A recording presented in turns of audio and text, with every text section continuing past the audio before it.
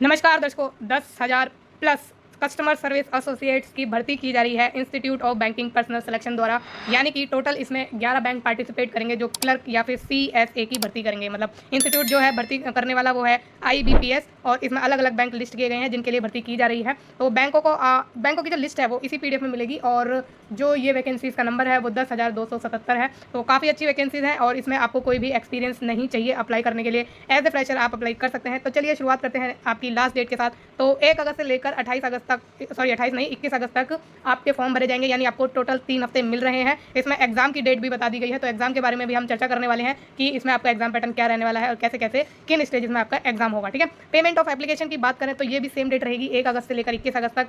और जो आपको करेक्शन के लिए टाइम दिया जाएगा वो आफ्टर क्लोजर ऑफ रजिस्ट्रेशन के बाद ही दिया जाएगा, बता देंगे। प्री होगा इसमें आपका प्री एग्जामिनेशन ट्रेनिंग जो सितंबर में होगा, महीना बता रखा है। और कॉल लेटर जो डाउनलोड करने के लिए आएगा वो भी सितंबर में ही आएगा। ऑनलाइन एग्जामिनेशन जो प्रिलिमिनरी होगा आपका वो अक्टूबर में होगा, और रिजल्ट जो आएगा आपका प्री का वो होगा नवंबर में। फिर आपका जो मेंस होगा, इसमें मेंस भी होगा। 2 स्टेजेस में एग्जाम है, चर्चा करेंगे हम, चर्चा करेंगे, आप टेंशन मत लेना, ठीक है। चर्चा हम पूरी करने वाले हैं। फिर कॉल लेटर जो आएगा मेंस का वो नवंबर में ही आ जाएगा, और इसका जो एग्जाम होगा वो भी नवंबर में ही होगा। और इसमें प्रोविजनल अलॉटमेंट आपको मार्च 2026 तक मिलेगी। तो बहुत जल्दी जल्दी चीज़ें होंगी, इसके लिए आपको तैयार रहना है। अभी पूरा इन्होंने इंडेक्स दे रखा है कि कहाँ क्या चीज़ है, तो हम देखेंगे। इसको इतना नहीं देखने वाले, इंडेक्स आपको बताइए। तो यहाँ पर आप थोड़ी सी इन्फॉर्मेशन देख लेते हैं कि क्या है ये चीज़। Application are invited from eligible and interested candidates aspiring to join as a customer service associate in any of the participate public sector banks. ठीक है, तो पब्लिक सेक्टर बैंक है, प्राइवेट नहीं है। अच्छी अपॉर्चुनिटी है आपकी, अगर आप एक फ्रेशर हैं और बैंक में काम करना चाह रहे हैं या आपको नौकरी चाहिए, उसके लिए अच्छी अपॉर्चुनिटी है आपकी। तो ये लिस्ट करें हैं आपके एम है वो हम देखेंगे। और इसमें कॉमन रिक्रूटमेंट प्रोसेस है आपका for vacancies of 2026-27। The candidate are required to register for the common recruitment process है, आपको अप्लाई करना है। इसमें एग्जामिनेशन विल बी 2 टियर, ठीक है, 2 फेजेज में आपका एग्जाम होगा। ऑनलाइन एग्जाम आपका होने वाला है, और जो इसमें पहला ऑनलाइन होगा वो होगा प्रिलिमिनरी, फिर जो आपका दूसरा होगा वो ऑनलाइन मेन एग्जाम होगा। दोनों ही ऑनलाइन होने वाले हैं। Candidate who qualify in online pre examination and shortlisted will have to appear for online main examination. जो प्री क्लियर कर जाएंगे उन्हें मेन्स माना है, ऑब्वियसली बात है ये। फिर depending on the actual vacancy to be filled in during the financial year 26-27 based on the business need of participating banks and as reported to IBPS, candidate shortlisted will be provisionally allotted to one of the participating bank based on merit cum preference, keeping in view the spirit of government guidelines on reservation policy, administrative exigency etcetera. ठीक है, तो इसमें जो आपका क्या होगा, आपको जो अलॉटमेंट मिलेगी वो आपकी प्रेफरेंस पर भी बेस होगी और मेरिट पर भी बेस होगी। ठीक है, तो मेरिट को सबसे पहले रखेंगे, बाद में प्रेफरेंस को रखेंगे। अगर आपकी मेरिट अच्छी हुई तो आपकी प्रेफरेंस के अकॉर्डिंग आपको बैंक मिल जाएगा जिस भी बैंक में आप चाहते हैं। ठीक है, तो जब आप अप्लाई करेंगे आपको चूज़ करना है कि आपको किस बैंक में चाहिए। आप जो नंबर ऑफ वैकेंसीज को देखकर आप भर सकते हैं, या फिर आपको कोई अगर पर्सनली कोई बैंक अच्छा लगता है तो उसमें भी आप भर सकते हैं। ठीक है, तो ये आपका हो गया। अब यहाँ पे एक चीज़ और है, बहुत इंपॉर्टेंट है ये। The validity of CRP-CSA 15 will automatically expire on the day which is 1 year after the date of provisional allotment और until a fresh provisional allotment is made. तो ये जो एग्जाम है आपका वो हर साल होता है। ठीक है, तो 1 साल के लिए वैलिड रहेगा आपका, फिर उसके बाद या फिर तब तक रहेगा जब तक कोई फ्रेश प्रोविजनल अलॉटमेंट नहीं हो जाती, यानी नेक्स्ट एग्जाम नहीं हो जाता। तो ये आप ध्यान रखिएगा, ये इंपॉर्टेंट है। अगर आप इंटरेस्टेड हैं, आप अपना करियर बनाना चाहते हैं, क्योंकि इसमें जॉब करने के बाद आपको अच्छी अपॉर्चुनिटीज़ मिलेगी। ऐसा नहीं है कि आपका ये करियर को ठप कर देगा, ऐसा कुछ भी नहीं है आपके लिए। आप देखो, कहीं भी आप एक्सपीरियंस लोगे ना, आपके लिए वो बेनिफिशियल ही रहता है। एक तो आपको नई चीज़ें जानने को मिलती हैं, सीखने को मिलती है। ठीक है, आप एक्सप्लोर करते हैं, फिर उसके साथ आपका एक्सपीरियंस भी गेन होता रहता है, जिससे आप अदर सेक्टर में या अदर बैंक में या कहीं और जॉब पाने में आपको सहूलियत रहती है। ठीक है, तो कोई मौका अगर आपके पास आ रहा है, भले ही वो कॉन्ट्रेक्चुअल है या जो भी है, 1 साल के लिए है, हो सकता है एक्सटेंड भी हो जाए, क्योंकि ये भी इन पर प्रोविजन रहता है। तो आप इस अपॉर्चुनिटी को गंवाना मत, ये सोच के कि 1 साल का ही है। तो अर्थ अपॉर्चुनिटी को जो ग्रैब करिए, छोड़िए मत। ठीक है, तो ये आप ध्यान रखिएगा, ये इंपॉर्टेंट था। ठीक है, हर एक वीडियो में नहीं बताया जाता है, हर एक जो टीचर है या आपका मेंटर है वो नहीं बताता है। तो मैंने आपको बताया ताकि आप थोड़ा क्लियर रहे, आपको कोई चीज़ें मतलब आपको क्लियरिटी रहे कि आपको करना है नहीं करना। आपको मैंने गाइड भी कर दिया कि आपको करना चाहिए या नहीं करना चाहिए। तो अभी आपके ऊपर है कि आपका डिसीजन लेते हैं। ठीक है, तो ये चीज़ आपकी इंपॉर्टेंट हो गई। अब पार्टिसिपेटिंग बैंक्स आ गए हैं, कौन कौन से बैंक है जो पार्टिसिपेट कर रहे हैं। बैंक ऑफ बड़ौदा है, कैनरा बैंक है, इंडियन ओवरसीज बैंक है, UCO बैंक है, bank of India, central bank of India, Punjab national bank, union bank of India, bank of Maharashtra, Indian bank, Punjab and Sindh bank. तो ये आपके 11 हैं। ठीक है, आपको मैंने बता ही दिया। पे स्केल पर आते हैं, क्या है आपका इसमें पे स्केल। ठीक है, तो ये जो चीज़ है आपकी पे स्केल की, थोड़ा सा देखते हैं। शुरुआत जो होगी वो होगी 24,050 से, ठीक है, और जो जाएगी 64,480 तक। तो ये आपकी बेसिक रहने वाली है, और इसके साथ ही आपको अलाउंसेस और प्री रिक्विजिट्स भी मिलेंगे। तो आपको एक गवर्नमेंट की अपॉर्चुनिटी है आपके पास। ठीक है, तो अगर आप इंटरेस्टेड हैं तो अप्लाई जरूर करिएगा। चीज़ें मैंने आपको बता ही दी है। एलिजिबिलिटी क्राइटेरिया में आपको क्या चाहिए, आपकी जो क्वालिफिकेशन है वो हम देख लेंगे। पहली बात तो एज देख लेंगे कि क्या है। 20 साल से लेकर 28 साल तक आप भर सकते हैं फॉर्म। आपकी जो एज है ना, जो आपको क्या कहते हैं काउंट करनी है, वो वो आपको काउंट करनी है 1 अगस्त 2025 से। ठीक है, जो आपकी काउंटिंग डेट है वो 1 अगस्त 2025। और जो भी कैंडिडेट 2 अगस्त 1997 से पहले और 1 अगस्त 2005 के बाद जन्म हुआ है उनका वो अप्लाई नहीं कर पाएंगे, तो इस डेट के अंदर आपकी वो जो डेट ऑफ बर्थ है वो होनी चाहिए।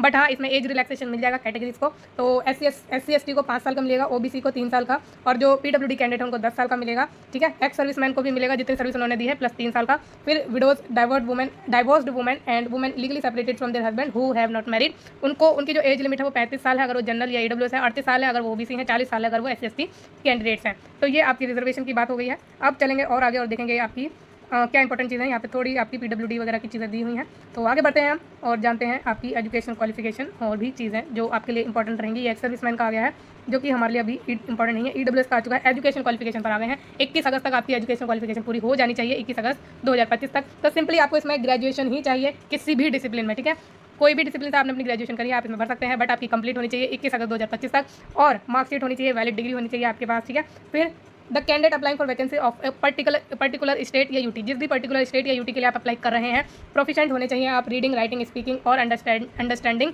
Local language. ठीक है, तो लोकल लैंग्वेज आपको वहाँ की आनी चाहिए जहाँ पर आप अप्लाई कर रहे हैं। मान लीजिए अगर आप यूपी की कर रहे हैं, जहाँ की लैंग्वेज आपकी है क्या, हिंदी है, तो आपको हिंदी पढ़ना, लिखना, बोलना और समझना आना चाहिए। आपको एप्लीकेशन फॉर्म भरते वक्त आपको ऑप्शन दिया जाएगा कि आप किस स्टेट में भरना चाह रहे हैं, और लोकल लैंग्वेज भी आपको वो आनी चाहिए। ठीक है, और इसका टेस्ट होगा उन कैंडिडेट का जिन्होंने अपनी 10वीं में ये लोकल लैंग्वेज नहीं पढ़ी है। ठीक है, उनको ये टेस्ट देना है, ये बात ध्यान रखिएगा। तो कंप्यूटर लिटरेसी आपको आनी चाहिए, इन्होंने ये मस्ट रखी है, मैंडेटरी है, आपको कंप्यूटर आना ही चाहिए। सर्टिफिकेट, डिप्लोमा, डिग्री आपके पास होनी चाहिए। Computer operation language should have studied computer information technology, तो इन्फॉर्मेशन टेक्नोलॉजी वगैरह आपको आनी ही चाहिए। आप समझ गए होंगे, अब मैंने आपको ये बता ही दिया है कि लोकल लैंग्वेज का इसमें इंपॉर्टेंट पॉइंट है, इंपॉर्टेंट रोल है। तो अगर आपको वो नहीं आती है तो आपको सीखनी होगी और आपको टेस्ट देना होगा। ठीक है, तो ये आपकी चीज़ें हो गई जो हमें बात करनी थी हमको। ठीक है, अब एप्लीकेशन फीस पर आते हैं कि क्या आपकी फीस लगने वाली है। अगर आप SC ST PWD और एक्स सर्विसमैन है और डिपार्टमेंट के एक्स सर्विसमैन है, मतलब आप बैंक में ही काम करते हैं, तो आपको 175 रुपये देनी है फीस। अगर आप अदर कैंडिडेट है, मतलब अदर कैटेगरी के कैंडिडेट हैं, यानी आपका EWS रह गया है और आपकी जनरल कैटेगरी रह गई, तो उनको 850 यानी 850 रुपये देने हैं। ठीक है, तो ये चीज़ आपकी हो गई। अब स्ट्रक्चर ऑफ एग्जामिनेशन पर आएँ तो इसमें आपका जो प्रिलिमिनरी टेस्ट होगा, ऑब्जेक्टिव टेस्ट होगा, मल्टीपल चॉइस क्वेश्चन आएंगे MCQ टाइप के, और इसमें आपके जो है इंग्लिश लैंग्वेज का टेस्ट होगा जो कि इंग्लिश मीडियम में ही होगा। 30 क्वेश्चन आएंगे, 30 मार्क के, 20 मिनट आपको दिए जाएंगे, सेपरेटली टाइम दिया जाएगा। तो ध्यान रखिएगा, आपका ये लॉक हो जाएगा सेक्शन देने के बाद, उसके मतलब 20 मिनट में ये सेक्शन लॉक हो जाएगा। 20 मिनट के अंदर आपको जो है ये अटैम्प्ट करने हैं क्वेश्चन, उसके बाद ये जो सेक्शन है वो नहीं खुलेगा, लॉक हो जाएगा, ध्यान रखिएगा। ठीक है, फिर न्यूमेरिकल एबिलिटी पर आए तो इसमें 35 क्वेश्चन होंगे, 35 मार्क के 20 मिनट दिए जाएंगे। रीजनिंग में भी आपके 35 क्वेश्चन होंगे, 35 मार्क के 20 मिनट दिए जाएंगे। टोटल 100 क्वेश्चन 100 मार्क के 60 मिनट, यानी 1 घंटे का पेपर आपका होगा। Candidate have to qualify in each of the 3 test, आपको तीनों टेस्ट में यानी कि इंग्लिश, न्यूमेरिकल और आपकी रीजनिंग एबिलिटी में आपको सिक्योरिंग कट ऑफ मार्क्स लाने हैं, पास करने हैं, जो कि ये IBPS डिसाइड करेगा कि कितना कट ऑफ है। Adequate number of candidate in each category as decided by IBPS depending upon requirement will be shortlisted for main online examination. Mains पर आए, ऑब्जेक्टिव टाइप का ही होगा, MCQ टाइप का। जनरल फाइनेंशियल अवेयरनेस की question आएंगे 50 mark के, 20 minute के लिए आपको ये सेक्शन अटैम्प्ट करने के लिए दिया जाएगा। फिर जनरल इंग्लिश आएगी, इंग्लिश लैंग्वेज में ही 40 क्वेश्चन होंगे, 40 मार्क के 35 मिनट दिए जाएंगे। रीजनिंग एबिलिटी होगी 40 क्वेश्चन 60 मार्क के, 35 मिनट दिए जाएंगे। क्वांटिटेटिव एप्टीट्यूड 35 क्वेश्चन 50 मार्क के, 30 मिनट दिए जाएंगे। टोटल 155 क्वेश्चन होंगे 200 मार्क के, 120 मिनट आपको अटैम्प्ट करने के लिए दिए जाएंगे। ठीक है, तो ये आपका इंपॉर्टेंट थी क्या एग्जामिनेशन की स्कीम। अब ये आपकी क्या है कि आपका जो list of version of test है यानी मीडियम ऑफ टेस्ट है वो आपको बताया गया है कि ये आपकी जो स्टेट है, जो आपकी लोकल लैंग्वेज है उसमें भी टेस्ट होगा, और जो इंग्लिश हिंदी है उसमें तो हो गई होगा। ठीक है, तो आपको सारे ऑप्शन इन्होंने दिए हैं, अच्छे से आप अपना आराम से अप्लाई कर सकते, आराम से जो क्वेश्चन अटैम्प्ट कर सकते हैं। ठीक है, in the online application candidate will be provided the option to indicate the version of test. तो आपको मीडियम ऑफ एग्जामिनेशन चूज करना है एप्लीकेशन फॉर्म भरते वक्त कि आप किस मीडियम में एग्जाम देना चाहते हैं। ठीक है, तो ये चीज़ आपकी इंपॉर्टेंट हो गई है।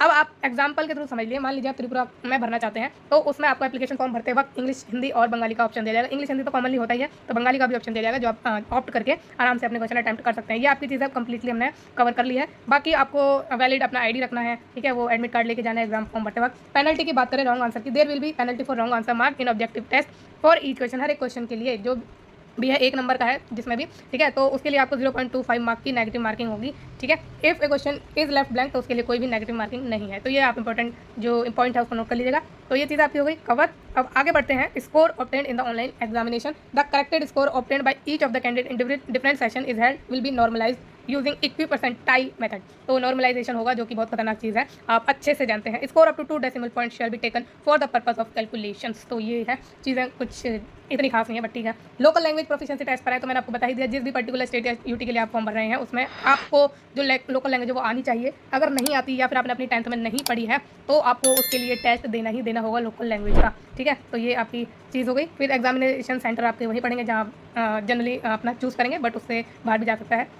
वो डिपेंड करेगा कितनी एप्लीकेशन आ रही हैं। प्री एग्जामिनेशन ट्रेनिंग होगी आपकी, ठीक है। प्री एग्जामिनेशन ट्रेनिंग में अरेंज ऑनलाइन मोड हो सकती है लिमिटेड नंबर ऑफ कैंडिडेट के लिए, belonging to SC ST other backward classes minority community ex service person with benchmark disability all eligible candidate who opt for and wish to avail the pre examination training should fill in the relevant column in the online application form. तो pre examination training उनकी होगी जो category से है, मतलब specific candidate के लिए होगी, ऑनलाइन होगी, और जो एप्लीकेशन फॉर्म आप भरेंगे उसमें आपको ऑप्ट करना है कि हाँ आपको प्री एग्जामिनेशन ट्रेनिंग चाहिए, ठीक है। तो ये चीज़ आपकी हो गई है। अब सारी चीज़ें हमने कवर कर ली है। अब इसमें प्रोविजनल अलॉटमेंट कुछ दिया गया है, वो देख लेते हैं। The total mark allotted for online examination 200, ठीक है। तो जो आपका ऑनलाइन एग्जामिनेशन है उसके लिए 200 मार्क अलॉट किए गए हैं।